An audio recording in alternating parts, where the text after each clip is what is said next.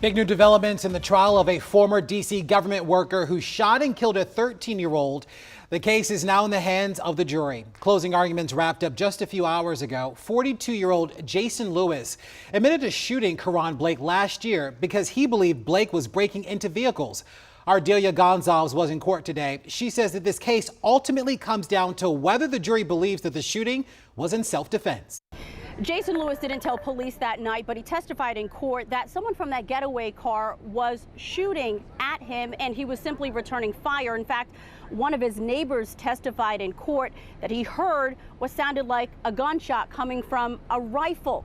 Prosecutors say that neighbor mistaken. He likely heard the echo of gunshots or maybe even a bang from the car crash. In fact, the only gunshots we heard on the video surveillance played in court were the 3 gunshots that came from Jason Lewis's gun. Now, police did not find any weapons in that getaway car in Quincy Street Northeast, but they never found the 2 boys either. We do know that Karon Blake was unarmed when he started running after hearing the first gunshot, but we'll never know why he ran towards Jason Lewis, who was right outside his front porch. However, we do know that Lewis fired twice, killing the boy. Before closing arguments, a dramatic moment in court, prosecutors playing audio of Karon's final pleas, repeatedly saying, "I'm sorry, no, no, no, I'm a kid, I'm only 12. Then that prosecutor told the jury Karon should not have been breaking into cars that night, but he didn't deserve to die in someone's garden either.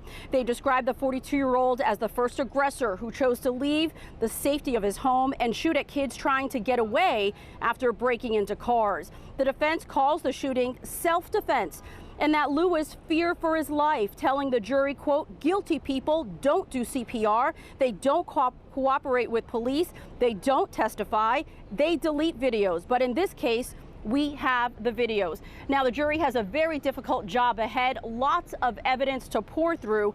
They have to decide if Jason Lewis is guilty of 2 counts of assault with a dangerous weapon for firing towards those 2 boys in the getaway car.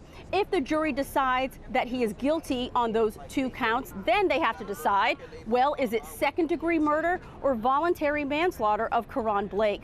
The defense attorney says this is self-defense. Jason Lewis feared for his life and should be acquitted of all charges. I talked to Karon Blake's aunt, who simply says she wants justice for her family.